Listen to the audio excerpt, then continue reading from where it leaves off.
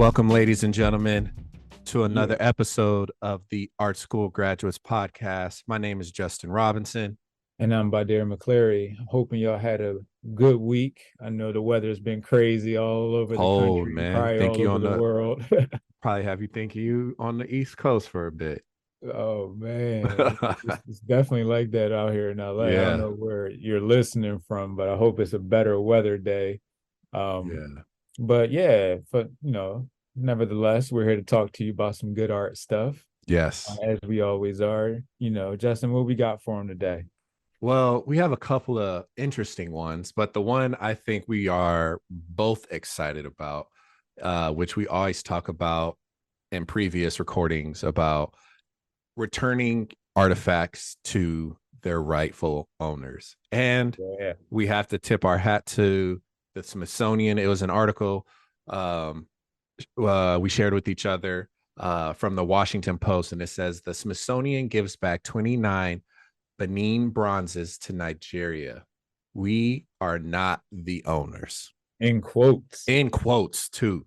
They bolded it in and in quotes. And before I go, how are you feeling about this?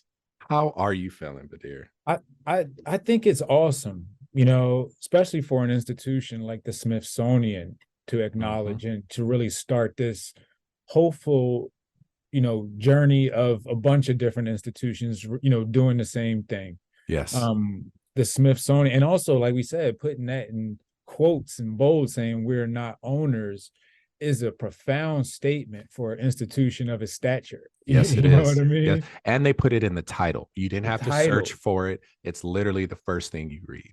Yeah, it's and I really enjoy with the Smithsonian's, their whole institution, especially for the art side, has been doing. I've been there plenty of times to all the different museums. I love Mm-hmm. going every time, especially to the African American Museum, the NMAAHC. And I'm very fond of their director, Lonnie G. Bunch III. Mm-hmm. Um, I've read his book, which is super dope, called A Fool's Errand, which he talks about, starting the museum and, with being a Black curator and director, finding, not only the money, but the team building around. Yes. So for him to be a part of something like this is really special, because it's a lot of what he spoke about in that book, um, coming true, in a Yeah. sense, and reconnecting and, just taking ownership of what's been done in the past and taking a step to correct it. And I Right. thought that was really dope. And being, just being open, working Mm-hmm. with the Nigerian authorities or the Nigerian institutions to, bring those items back, Mm-hmm. and that's dope because who knows, the Nigeria might decide to loan them to another institution to allow them to tour, Yes. and it also gives the Nigerian community an opportunity to actually see them at home, Right. which is the biggest part of this all. You know what I mean? Right. Right. And I'm gonna have to piggyback off of that. You know what they did? Just because the Smithsonian returned them, Mm-hmm. they let 9 of the bronze statues stay on long-term loans. So See? they're hey, that's as crazy as it may sound, that might be low-key reparations. It's like you give it back, we'll loan it to you, but you're gonna pay us for it. Like And that might that's be the smart. best thing, Yes. like who knows, like they might be building an institution, that might take them 6 or 7 years to build, Right. and this might be the best way to keep these housed securely, Yes. but the acknowledgement, It's and that, huge. the return and, everything, just getting it back there and Yeah. just acknowledging it, man, is huge. Like I'm that I wish we had a clap, The soundboard where we can clock. bring those up. You know what I mean? Just Yeah. like that rock. That may be something we have to implement in season 2 or Yeah. something like that. But it's really dope, man. I'm really proud of the Smithsonian and Lonnie Bunch leading that charge. I agree with you. I just hate that it had to take 62 years and and it seems like it had to be a black curator to sit there and say, you guys, these aren't ours. We have to give it back. It's like, y'all, you guys have known. for Mhm. a minute that these were not yours. Yeah. So it's I just mean, like, at the I same time though, yeah. I'm proud that it Okay, wasn't you're my back. You're in a good curator. mood today because he's Yeah, like, because usually I'm you in a ready to good mood. rip this up.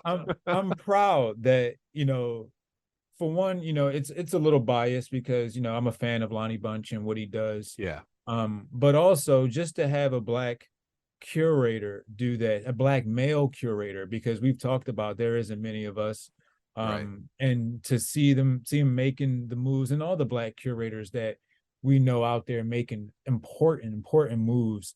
To see this is dope. I mean, and just looking at the article, he highlighted their new collection policy, Yeah. which authorizes the repatriation of objects for ethical reasons, the first significant update to the 176-year-old institution's collections management since 2001. Over 20 years since they've updated the collections or even the policies of the collections. That's crazy across the board. It is. Mm. Yeah, I'm not complaining about it. I'm agreeing with you because it's just like I don't know how they felt that that was rightfully theirs to keep and to show, and not how can you say where the origin of it is? It's on the plaque when it was created, but but the country that it was created in can't get it back. That's wild. And I'm happy he's implementing this because I think what it's going to do is create new relationships for different Mhm. countries and different ethnicities and different cultures because it's like, okay, granted, I can go to the museum and see this personally, but you Mhm. know what else it does for me? It fills my heart that you went about it the correct way, the proper way. You went through the there wasn't any backdoor handling of it. It was a Yeah. very legit out in the front, all could see, just so they could set the precedent. And I think that's what they're trying to do is set the precedent so that other galleries see it. It's like you're not bigger than the Smithsonian.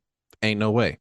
So if the Exactly. Smithsonian can do it, 1000% your little gallery can do it. And I'm not Well, meaning little as into like little yeah. names, but the Smithsonian is huge, bro. Well, I think the galleries they're policed, for lack of a better term, a lot by the art loss register. Yeah. People see different works, they can report them. They were heavy at Art Basel. They're usually heavy at the main fairs, Uh-huh. making sure that there's ethical works, Right. on view. But like you said, for an institution of this stature to come out this boldly and declare, not only with an action, but also in policy, Yeah. to go back through these collections and to try and repatriate these items. What I look at it in two ways. One, it's a government public institution. Right. you know they have different responsibilities to the public. And one of those things is, we hope being fair. And they've taken a great step in doing that, especially in these practices that they're showing to Smithsonian. But the Mm-hmm. private museums, they're not bound, I should say, by those same moral Clauses. Clauses. Yeah. causes or keepsakes, or Yeah. even uh responsibilities. They're more profit based. There's a lot of people inside these institutions that are moral, Mm-hmm. but the overall institution themselves Mm-hmm. has a moral compass that seems to be non-existent. How do you feel the private museums will look at this? How do you think they'll react to that? I think at first they're gonna hide their hand. They're not gonna Mm-hmm. have these pieces out because as crazy as it may sound, in the United States of America, something is white hot for about 2 to 3 months, and then once it dies off, it's gone. You know Yeah. what I mean? So everybody is on this return the artifacts back to their originator. So a lot of these places might just be like, you know what, let's just hold these off for like a year or two. And For then as long as possible. just slowly introduce them back into population. Like, oh, boom, we got this one. Oh, boom, Mhm. we got this. So I think it's going to be something like that, which entails it sucks. But the one question that came to mind while you were speaking about like this institution and all this, do you Mhm. think there needs to be a law implicated Like, does Congress and those sectors need to be involved to shift this so that it becomes more of a teachable moment rather than a plundering moment? I mean, I thought about that too, like was there some type of law that was passed that, Mm-hmm. enables this to happen? But I also know of the law of receiving stolen property. You know what I mean? Right. So how does that fit in? Is this considered now to be quote unquote stolen property as we know it to be? Or is this cultural artifacts that was, you know, obtained during cultural unrest or, quote unquote saved from destruction in political whatevers. You know what I mean? Like what type of Yeah. story is behind it that now allows this to happen?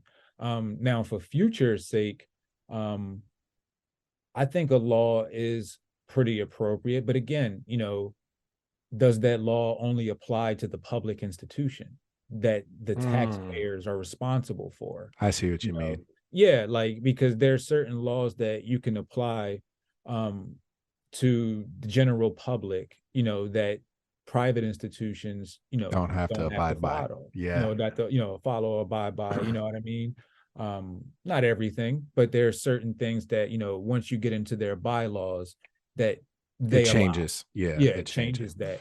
Um, Yeah, I mean, I think if we see enough public museums take that, I don't want to say plunge, but take the initiative into doing that, maybe, mhm. maybe it'd be in the best interest of these private museums to start doing the same, or at Mm, least if it works out with them financially, work out a deal, right. to where these same spaces or countries or institutions can be, compensated Hmm. for the renting or the uh, purchasing, even if they're willing to do a purchase deal with you, compensate them properly, you No, know? I would agree with that too. I agree with that, but I think it needs to be.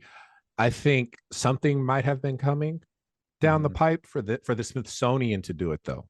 Mm-hmm. So that That's means what I'm saying. that's a very large conversation for that space to have to be like, okay, yeah, I think something needs to be done here before the dominoes start to fall and then they get caught with their pants down. And Yeah.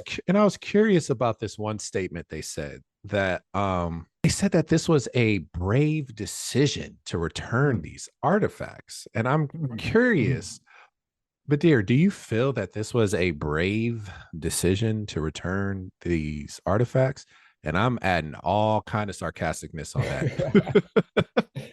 I say yes and no. And I'm gonna be What? fair on this one because yes, being first in the art world, comes with a lot. Okay. Being first in the world, if anything, comes with a lot. It comes Sure. with a lot of rebuttal. You also set a precedent, for other people to follow that, they may, you know, go against, they may Mm-hmm. go with. You don't know how that's going to turn out. Even if you know or believe that it's right. Um, no, I don't think it's a brave decision because it's the right decision. Mm-hmm. Now some people would, align being brave with being right. Sometimes you have to be brave to be right. Um, Sometimes you feel you have to be right to be brave. Um, but in this case, it's like you mentioned earlier, it makes every bit of sense, to repatriate these items. One quote I remember was watching this documentary, and they was interviewing this African artist. I'm sorry I don't have his name, but I will definitely find his brother's name again. But he talked about um, Picasso visiting Africa and being able to look at different sculptures after he left at different or various museums across the world that are not in Africa anymore. And he said, if Picasso could be inspired by these works, imagine what an African could, be inspired by seeing these works and growing up with these in their country. Ooh, It that's really, heavy. yeah, it laid a lot of weight, on me to just be like, man, like, what if, Huh? and Yeah. that's important. That's why I don't think it's a brave decision, because you're literally you're you're withdrawing someone's culture, withdrawing the access from someone's culture. Hmm. I see what you mean. Yeah, I just when I saw that reading through the article, I was just like, it's not. I wholeheartedly didn't think it was brave. I'm thinking it's literally the right thing to do. Yeah. That's it. It costs you nothing to do the right thing. My mom always Mm-hmm. tells me that Mm-hmm. it costs you nothing to do the right thing. So I my hat is off to them. I'm proud that they stepped up to be, they're the largest museum system in the world. Yeah. So if That's that why the statement is so huge, yeah. you know? Yeah. So I think they set a very good example of what to do and how to do it and when to do it and all that fun stuff. So I am excited. Who do you think is going to be the first to follow in their footsteps? Let's throw an example out there of an institution that you think would be, willing, or, up to the challenge actually of doing that. Hmm. There's two that I would love to see. Um, culturally, um, one would be the music industry. That's one because hip hop should be completely ran by Black people and people of color. Period. So that's that one. But since we are in the great state of California and we are very good about taking care, or we're trying to get good about taking care of people and making sure no one's left out. I feel like like the LACMA, the Hammer, the Getty, like they need to follow suit because those are big names and those are Mm. big boards of trustees and they hold weight because it's like I kind of it kind of sucks to say, but it's like as California goes, many others will follow. So if California does it, New York is going to do it. You know But what I this mean? is what make it even better. DC did Exactly. it. The capital but the did it. but the largest museum did it. Yeah, That's the thing. yeah. Like if you put those three museums, the LACMA, the Getty, and what was the other one? LACMA, Getty, You said and the Hammer. the Hammer. If you put all three of them together, that's one half of the building Yeah. for you know what I mean? So it's just I think California should step up and take charge with it and just do right by it because culturally, Los Angeles is the largest melting pot of people. So it's Mm-hmm. just like February, they have all the Black artists, and then Mexican Heritage Month, and then they have Asian Heritage Month, Pacific Islander Month. Like, and they have artists that come in and show, and they have pieces from there. Now, do we know the books and all that stuff on there? No.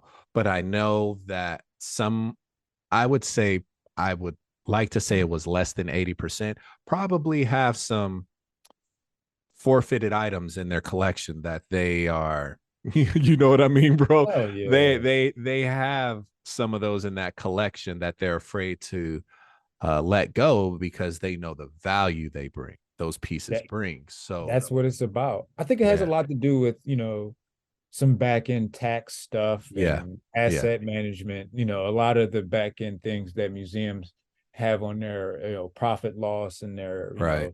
ledgers, that really controls a lot of this. I mean, it only makes sense. I would love, like you mentioned, the Getty. I'm sure they have a bunch of different things that could There's be, no way the returned Getty or does it. repatriated. And No way. one of my favorite museums growing up is not so much anymore. I still love them, but I got love hate for them, how they treat the employees, is the Philadelphia Museum of Art. Mm, I know they've got some stuff in there, and maybe even the Barnes Foundation, you know, yeah. has some stuff in there that, just it could be repatriated. And what that does is, people forget this, that opens up the opportunity to fill those galleries with new works. Yeah. It gives an opportunity. Just like if LACMA had to, They went through the whole collection. Let's say it took them 4 years to go through the whole collection, and they had to give back 300 works. Dude, Then you're that's, open. you know what I mean? That's 300 works that were in storage that now have to come out in some capacity. Right. You know what I mean? On At view that you get to see. Or that's 300 spaces with contemporary works that you can fill, that right. you now have, because I'm sure you're going to get some type of government grant or something to write off or whatever to have Yeah. money to bring in more works, whether it's from donors or wherever the money comes from.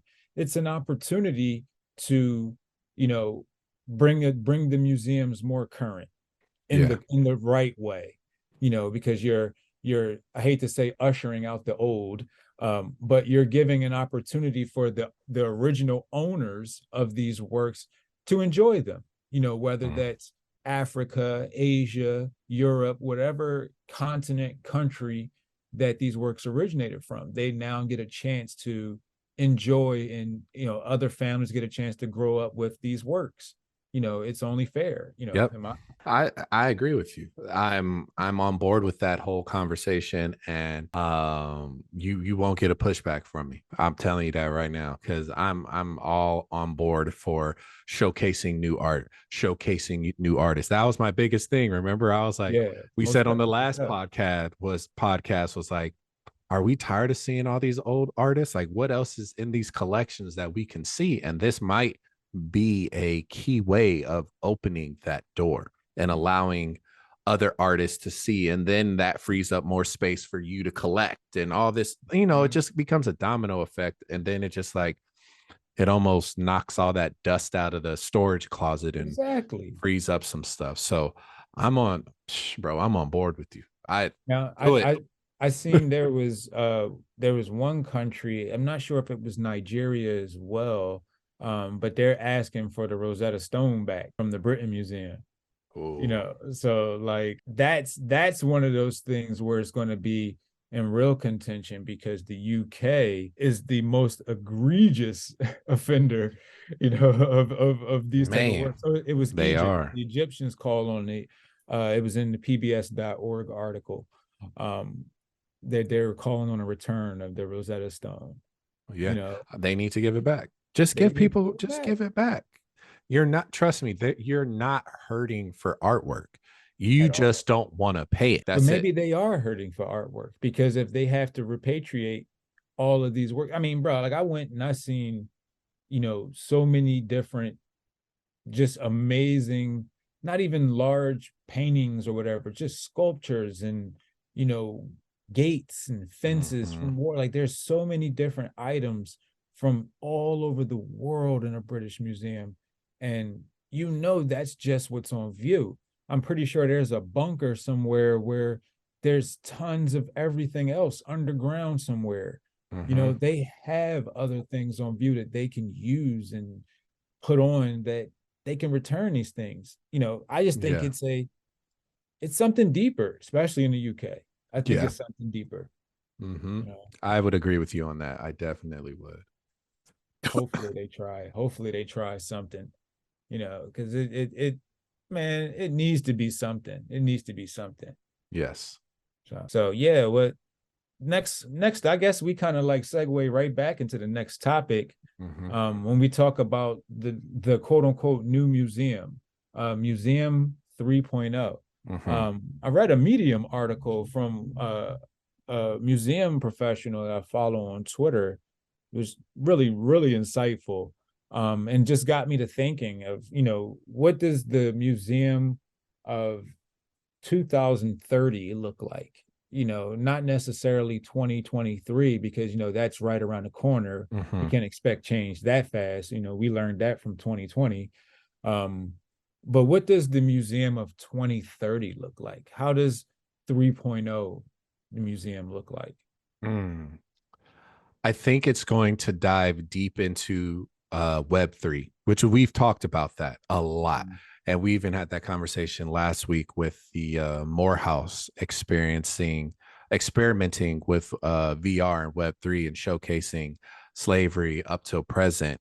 And I feel that in order to keep attendance high in order to actually create revenue is to do these. I think it might have to lean into, it's okay to have the real, but somebody might want to step into that artist's studio space and see what was around and look at it and smell it and things like that, because it's leaning that way as much as, we're old school, bro. We love the tactileness of stuff. We love to go and touch and see and walk around, and it's like, but I feel that it's going to be more in inclusion in it, immersive. That's the word I'm looking for. More immersive, because that's how you're going to get people to really find that love for history to come back. You know what I Yeah. mean? I think that is where it's going to have to go to be very honest, because it's just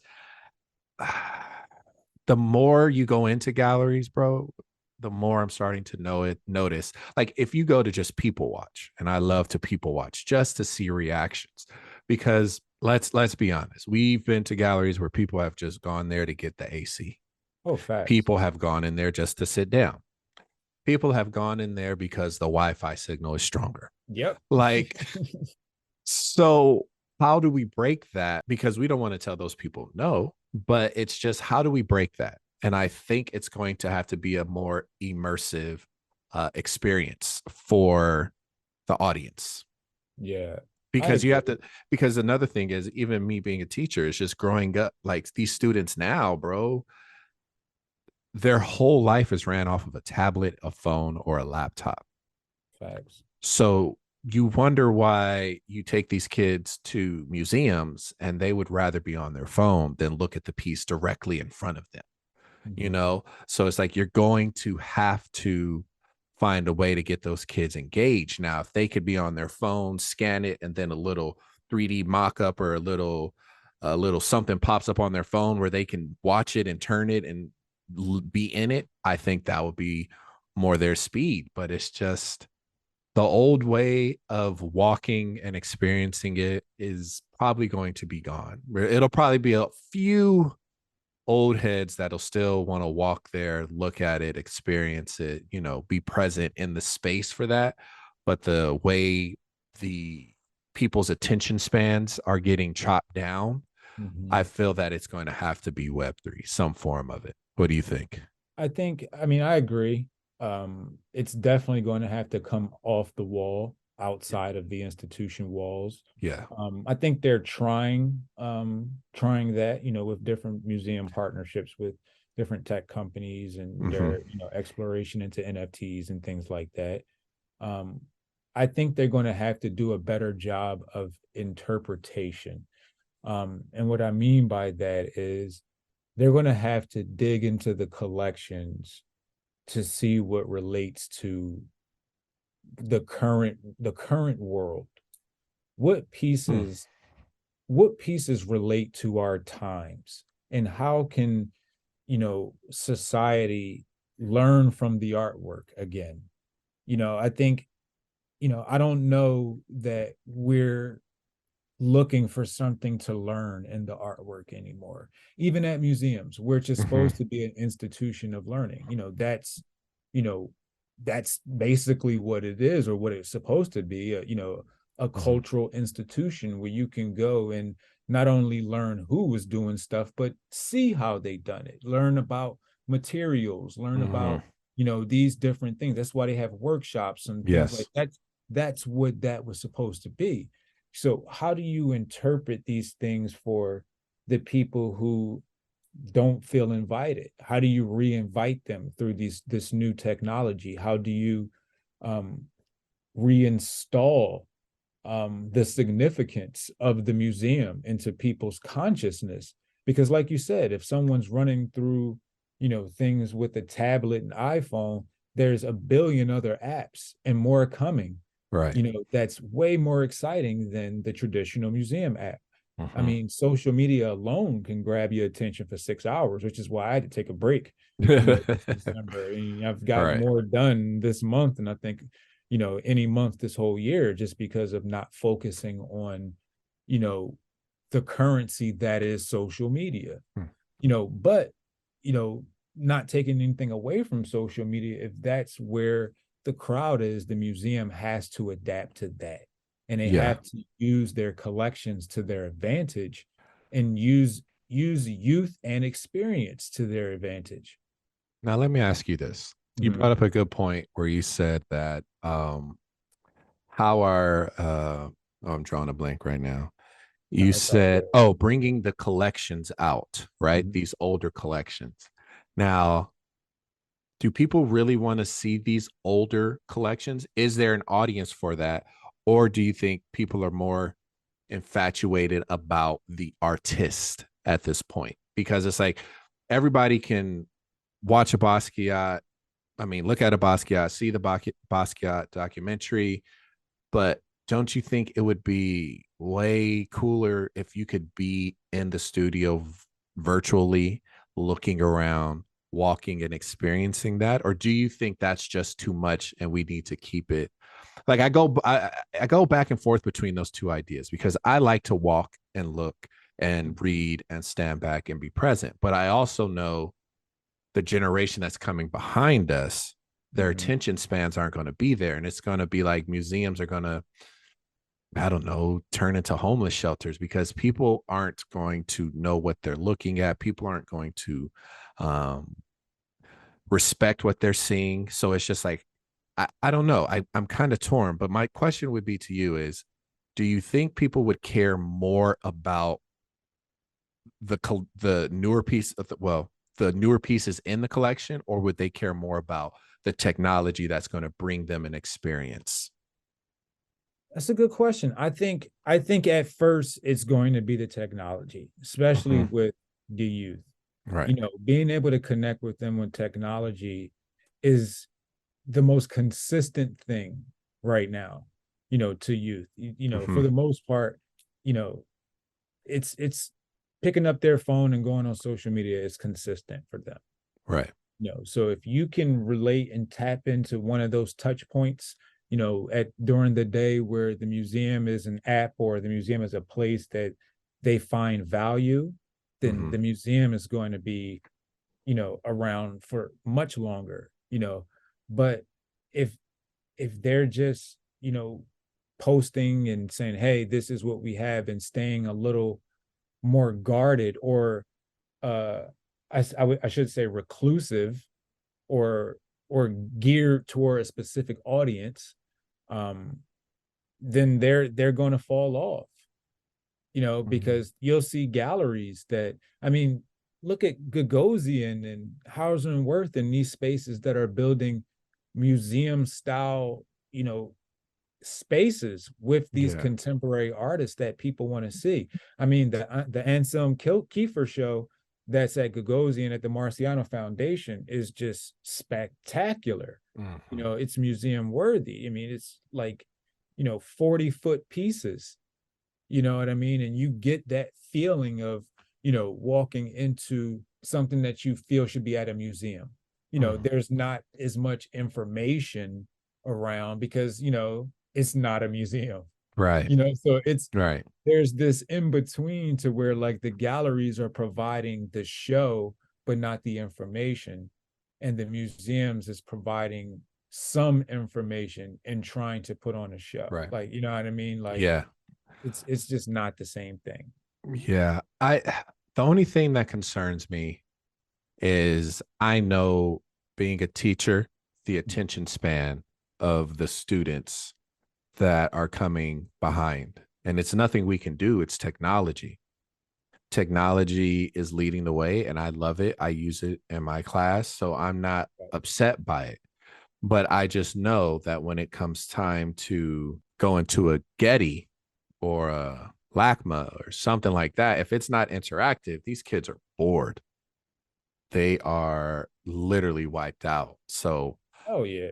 that to me is going to be the only thing is, and then you know what but here's the flip side of it. And I was thinking about this because the article you sent, how they were talking about many of the workers are protesting because they need better pay and better this and better that. And I think by opening it up to a more digital platform, you're going to need these new digital kids. You're going to need this new digital age of worker. Yep. Of course, you're going to need the gallery workers. There's nothing wrong with having somebody there who's an expert and who can break it down and talk you through it.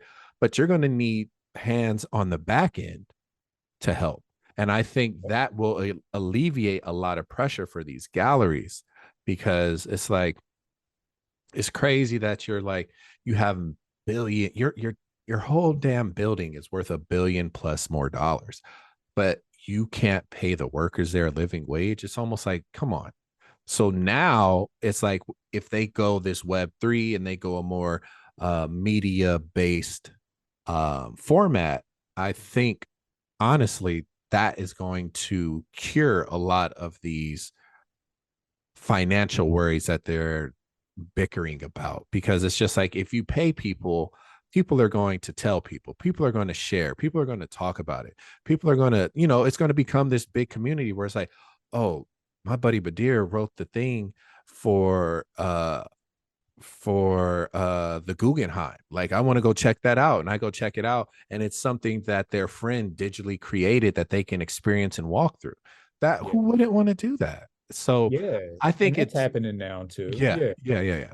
But I definitely feel that it's going to have to be digital, some way, some form. If it goes Web3, cool. It's going to be super hype.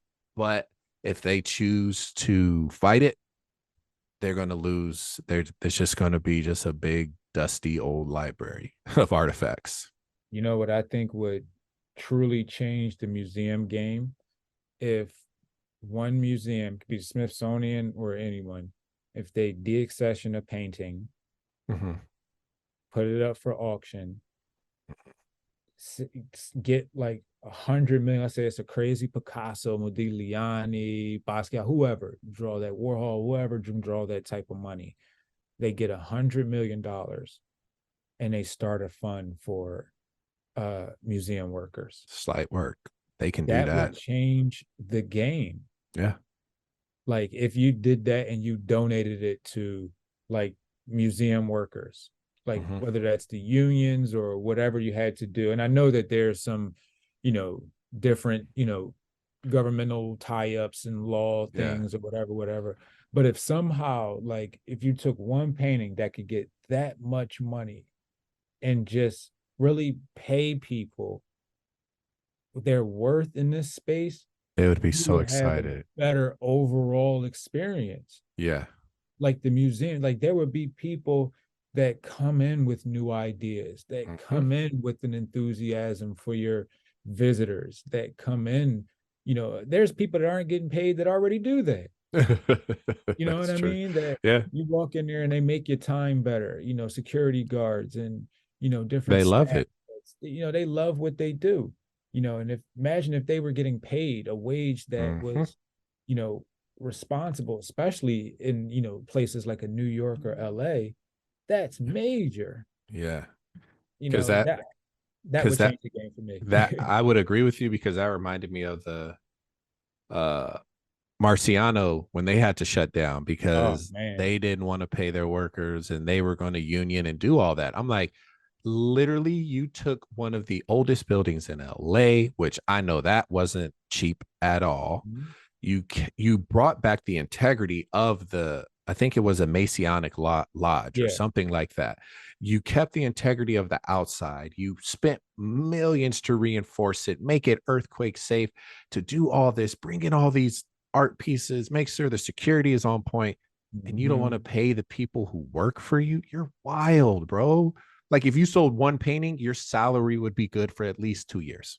Yeah, like, Two and that's years. the thing. Like they're not looking at the average person that sustains, Mm-hmm. these spaces or these buildings. I mean, that's not just an art world problem. That's a life problem. You know what I mean? We have that in America, we have that all around, but we can see it just trickle down into our little industries. Mm-hmm. Um, it's like these are people too. Yeah, They're not just quote unquote staff. They are they not love only it. just people, but they, yeah, art lovers. There's some people that, there's this one, they make me think of this brother named Michael down at Hauser and Worth. every time I go down there, we've gotten a rapport to where he's always around for the installs and things like that. So he'll show me little small things and Mhm. little tidbits in the artwork. And because I mean, who better, other than the artist, than the person that has to stand there and look at it for 8 hours?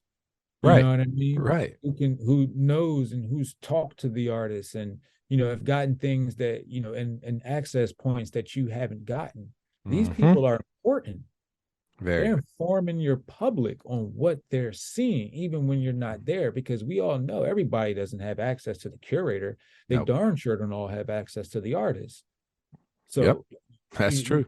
do you want just statues, or do you want informed, employees that also like being there, that feel they have a responsibility to the works on view to Hmm. inform that viewer on what they saw, what Hmm. they experienced, because then that creates a dialogue. Hmm. You hate to see, well, I mean, you don't hate it, but you go in there and you see a whole bunch of people doing a whole bunch of other stuff, but looking at the art, Hmm. you know, and you're trying to talk about the art with someone and you're drowned out by whatever, Yeah. and you realize it's like, this not a place for that, Right. to have dialogue about art. And I think that's where the museum is at now, and I hope that it changes. I Do like to you? see more artist talks and galleries, and Yeah. pop up things where tours just pop up and grab 15 people in the crowd and just start talking Right. random. You know what I mean? Yeah. But do you think the old heads are ready to let that go? Do you No, think they're ready to give in and just say, you know what? Let me listen to this younger generation. And we're not, listen, we're the age of these people's like sons and daughters, mm-hmm. 30s and 40s. We're not that far off. So it's just like, when are they going to learn that, you know, you have to evolve with time or you get left behind? So, do you think the old heads are ready for that push? Or do you think they're just going to fight it to their dying day because they don't understand it? I think a few understand it. I think a few are, helping to usher in folks that they've either mentored or folks that they have, prior relationships with in, Hmm. in the space. Other folks, not only like the money, but they like the positioning that comes with having some of these titles and the other perks, quote unquote, that come with these titles. So it's hard to just relinquish these, you know what I mean, these Right. positions when you have these benefits. Yeah. Um, I mean, it's the same thing across, like we talked about many other industries, to where it's a hold, Yeah. and that hold is going to be held by those in power until, you know, for some people, until they pass away or canceled Hmm. by some type of scandal. Right. And even that's sometimes not even no guaranteed. Right. I get it. I get it. I understand. I just want them to catch up because it's like I didn't get into art until I was older. Mm-hmm. You know what I mean? Like I hit art when I was like about 24. Yeah. So that's when I first went into my first gallery. So I didn't know what I was looking at. I was totally ignorant of it. But my love for it brought me in closer. So that's what I want, is that love. Like I want other people to experience that same amount of love and feeling that I have. So that I had, that kept me there, because it's just like once that love and feeling is gone, what else is going to be there to keep the lights on? Exactly. Yeah. Exactly. I mean, it's the museums have a lot of public and private issues that they have to iron through. And I just hope that, something's injected into these institutions, whether that's new faces, new direction, or whatever, that aligns them with what the culture truly is. It makes it better. It makes them a place that's sought out, by people. Again, take the responsibility that you have seriously, to Right. our culture. I think that's important, No, I would agree with you. I would agree with you 100%. I'm not. I'm not pushing back on that. I just think that responsibility part kind of falls on deaf ears sometimes. Yeah. All right, Badir, man, excellent topics right there. I know Yeah. we could have talked on for forever about that. What is the new museum going to look like? But it's that time for everybody's favorite time, the artist spotlight. So, Badir, who is our artist for this artist spotlight?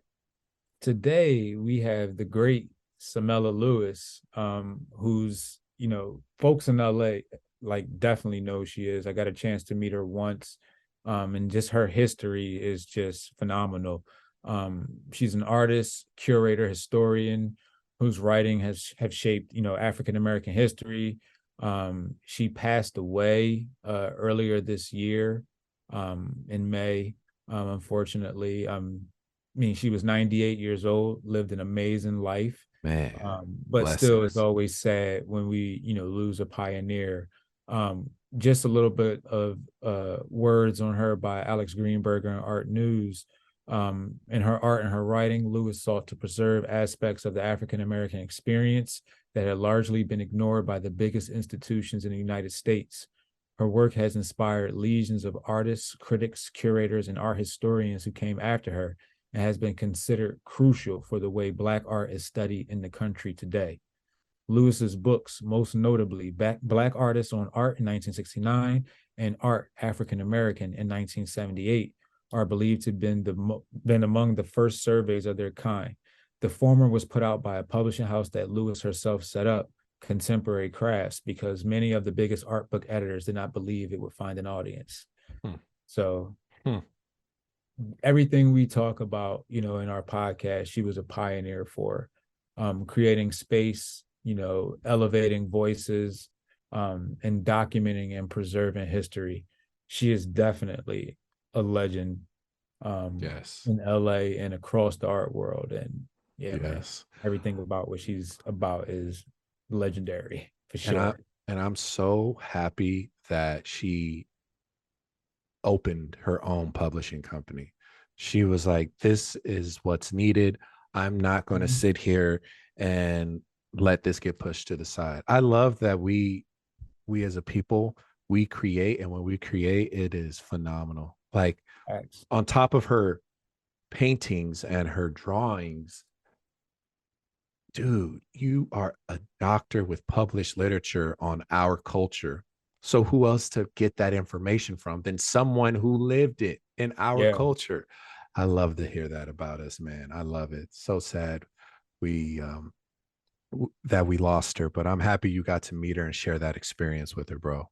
Yeah, man. It was, just to say hi. I actually met her at an art exhibition just randomly. Mm, Um, and just to say hi, it wasn't even a long conversation. I just wanted to mhm. say hi, and I appreciated her work. And it was dope.